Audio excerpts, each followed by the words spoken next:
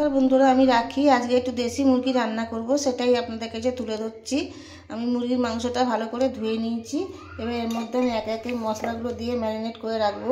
1 চামচ জিরে, 1 চামচ হলুদ লঙ্কা, পরিমতো হলুদ,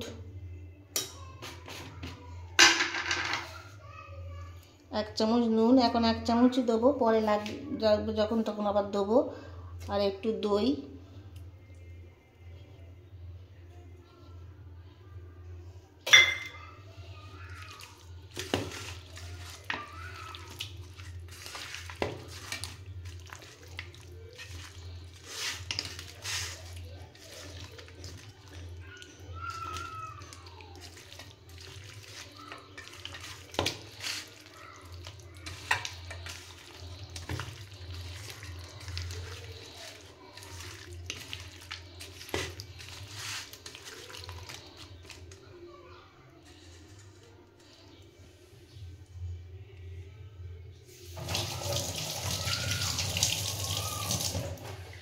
আমি এটা কিছুক্ষণ ম্যারিনেট করে রাখবো, তারপরে রান্নাটা করবো আর কি। আমি কিছুক্ষণ পরে ফিরে আসছি।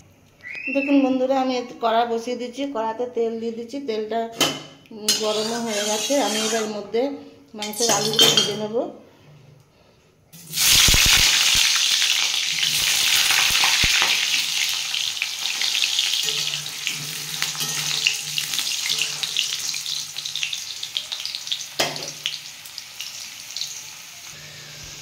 দেখুন বন্ধুরা, আমার আলুটা লাল লাল করে ভাজা হয়ে গেছে। আমি এবার এটা তুলে নেব।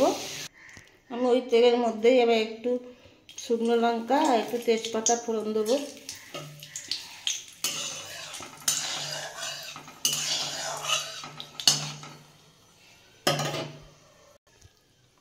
এর মধ্যে পেঁয়াজটা দিয়ে দেবো।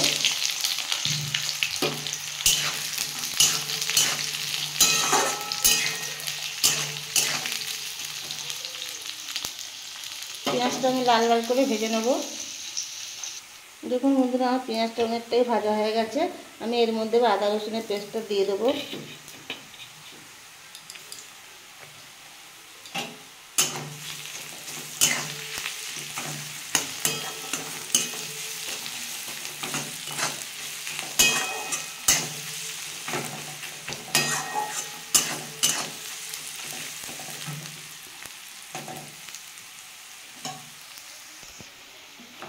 এর মধ্যে আমি একটু চিলি সস দিয়ে দেবো।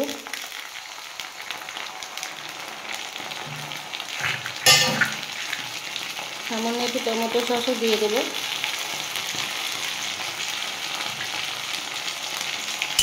দিয়ে ভালো করে এটা কষিয়ে নেব।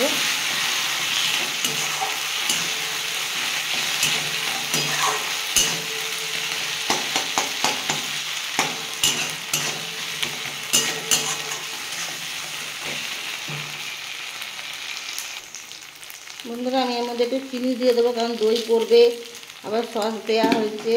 এই চিনি দিলে তাহলে টেস্টটা ব্যালেন্স হয়ে যাবে।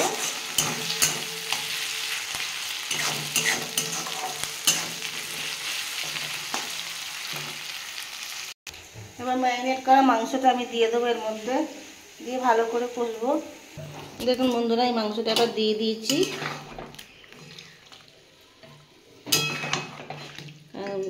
দেশি মুরগি একটু বেশি করেই কষতে হবে, আর বেশি করেও সেদ্ধ করতে হবে। একটু টাইম লাগে এটা সেদ্ধ করতে। আগে ভালো করে কষে নিই।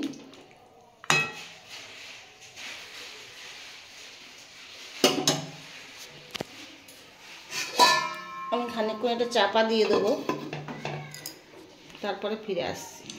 দেখুন বন্ধুরা, আমি 5 মিনিট পরে ফিরে আসলাম।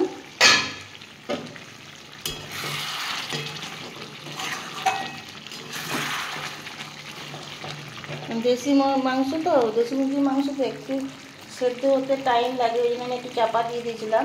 আমি ম্যারিনেটের সময় 1 চামচ নুন দিয়েছিলাম, আমি আবার খানিকটা নুন দিয়ে দেবো।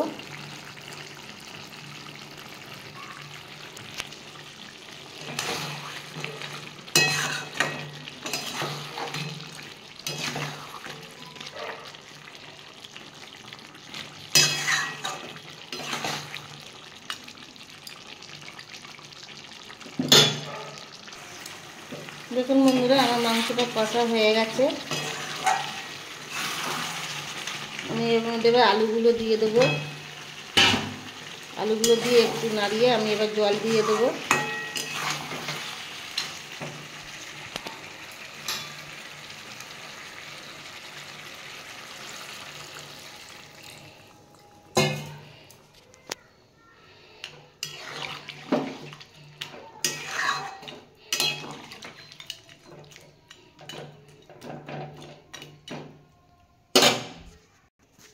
বন্ধুরা, আমি জল দিয়ে দিচ্ছি। আমি এবার চাপা দিয়ে দেবো, সেদ্ধ হোক। এটা একটু সেদ্ধ হতে টাইম লাগবে। আমি 10 মিনিট পরে ফিরে আসছি। দেখুন বন্ধুরা, আমার মাংসটা হয়ে আসছে। আর একটু সেদ্ধ করলে মনে হয় ভালো হয়, কেননা এই তো শুধু হাড়, বেশি মাংস না, শুধু হাড়। আর একটু সেদ্ধ হোক। দেখুন বন্ধুরা, আমার মাংসটা হয়ে গেছে। আমি এবার এতে একটু গরম মশলা দিয়ে দেবো।